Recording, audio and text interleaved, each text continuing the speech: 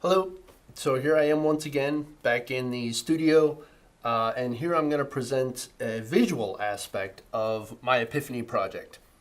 So here we are in the spring of 2019, and it is my final semester as a grad student, and it's been fun, I'll honestly say. Yeah, it's been psychotically busy, but give me a grad program that isn't busy. But it's been extremely enlightening, and when it comes to coming up with one big thing that was a game changer for me, it was really difficult because the last time I took a course with Dr. Seglum, my Epiphany project was on gamification.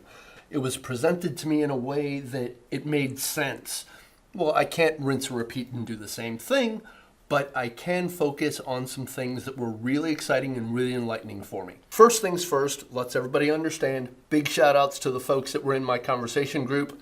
It was group 2. I was very straightforward in my introduction that I don't come from a teaching background. I'm not an actual instructor. I'm not a teacher. I don't go in and see the same kids or the same students every day or every week. I facilitate labs and how-tos with faculty and staff here on the ISU campus. But it all comes down to what is the big picture? What did I take away from this semester in TCH 430? And I can wrap it up in one word: collaboration. That's what it all comes down to. That is what is my game changer, my big takeaway. Because if you really think about it, a lot of the skills that we learned and that we discussed throughout the course of this semester, I've actually been using for longer than I care to admit. But I didn't really know how they all fit together. So with collaboration, week 11, we discussed connected learning. It's interest driven, it is peer supported, and it is also academically oriented. How does all of this fit? Well, real simple. It's interest driven. So what do I like? I like technology. What does somebody else like? But at the same time, how do we capitalize on those interests? The fact that it's peer supported, it implies collaboration. It gives us an opportunity to dig deep and get into what getting different students to work with each other. And even if they don't have the same interests, it gives them a chance to get together and learn some new things. Plus, you're focusing on academics. They're picking up new skills, things that they need to get through life. Well, then in the weeks that follow, week 12, we got into gamification. Right there, my big epiphany from the last course I took with Dr. Seglum, where you're introducing games and plays, but everybody's still learning. You'd be surprised some of the extra research I did into gamification. Businesses, corporations, State Farm, insurance companies, factories, everybody's using gamification for some type of team building. It contributes to the learning space. Playing games in school, right? How many remember playing around the world as you were a kid with your math facts, right? I wasn't a good math kid, but it was still fun seeing how many spaces you could get before you got dethroned, learning how to do your math facts, learning your history facts, preparation for a spelling test or any type of test, working your way around the world, right? Gamification.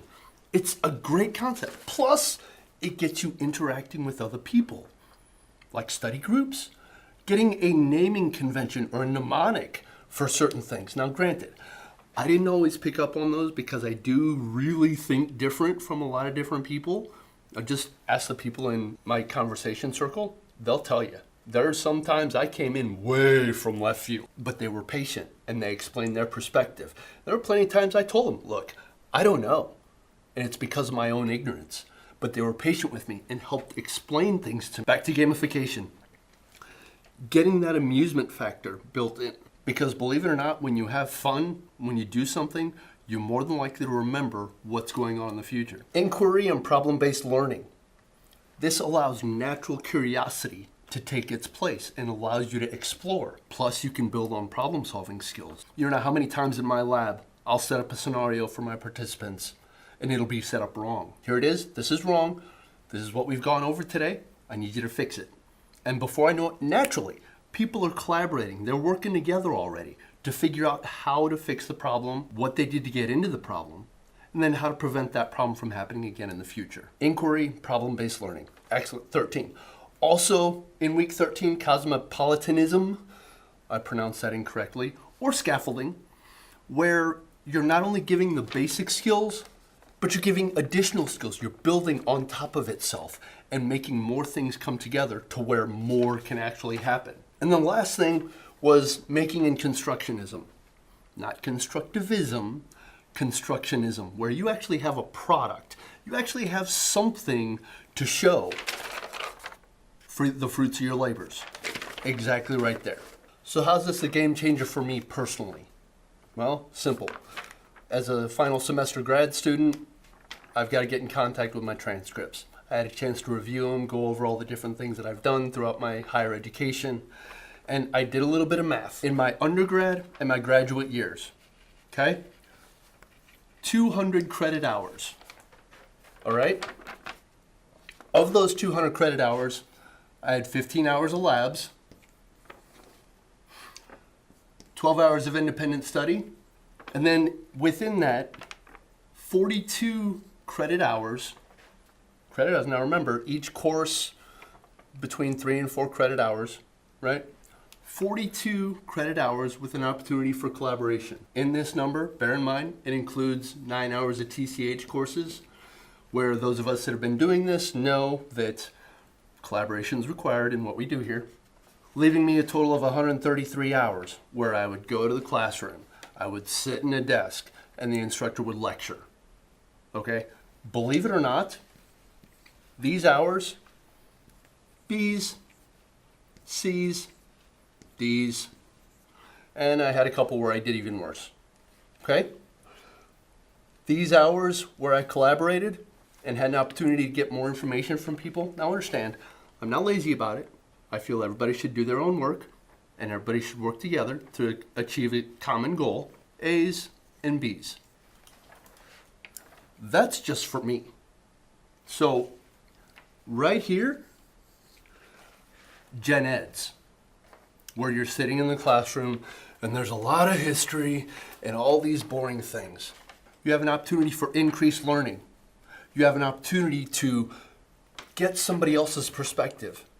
You won't necessarily change somebody's mind, but you will get a way to understand better.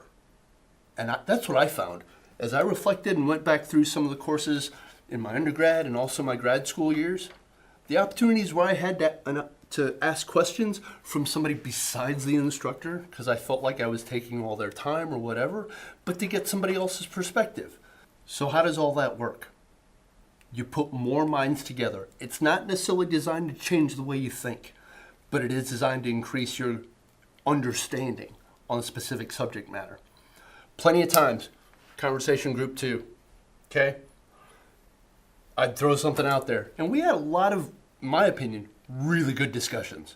I learned more from the people in my conversation circle than I have in just about any other class. Just for the simple fact they have elementary, middle school, and high school. We ran the gambit. I don't typically deal with kids, but they could share their experience with me to help me understand gamification works with adults, right? How does it work with kids? Like I said, around the world, okay? I've been playing that for years. I never once thought it was gamification. Why? Because it was school related. So that concept has been around for as long as I am old. The other thing that needs to be understood is that everybody needs to be willing to work together. My time in teaching and learning, it's been enjoyable.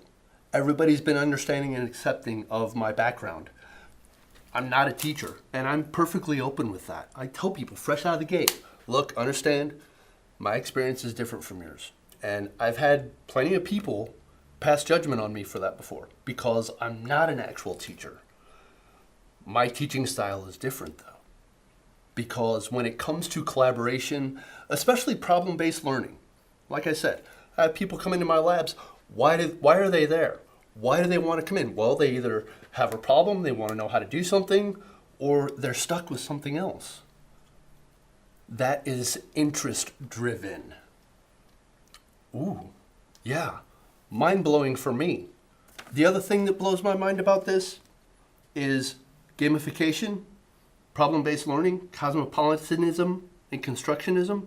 They all work together. they work together. And you can take a little bit out of this, and a little bit out of that, and a little bit out of this, and then you wind up having a cup where everything is just working together. When I realized how these different prototypes work together, and how you could take a little out of here and move back to something else, and a little out of here and put it up there, I realized it's not always a one-size-fits-all. But what works with this, take a little bit out of there and fine-tune it with a little bit of constructionism. And maybe take a little bit out of constructionism and throw some scaffolding in there, to where you might have a little bit more gamification this year and a little bit less actually constructing something, learning how to work in groups, learning how to work by yourself, things like that. And then you might have the other times where you've got a lot of gamification going on, because that is what gets the mind to work. So overall, my epiphany, it started to hit at week 11 with the connected learning. I was like, yeah, connected learning. We're sitting on the internet, we're doing research, we're working distance learning because that's one of the things I'm interested in. But the distance learning is not the same thing as the connected learning. When you get the connected learning aspect in there, where it is driven by peers, it's driven by your interests. Plus, it's academically oriented. You put all that together and you come up with your different prototypes. And that right there is what brings all the collaboration together. And that is my epiphany. This is the end of the spring semester 2019. It's been an honor and a pleasure learning with all of you. Dr. Seglum, thank you very much for your time and patience in instructing not only myself one-on-one, but also sharing with the rest of the class everything that's on your heart. Again, to all of you, the best in all your future endeavors. For the final time, I'm Pete Pucek. Good night.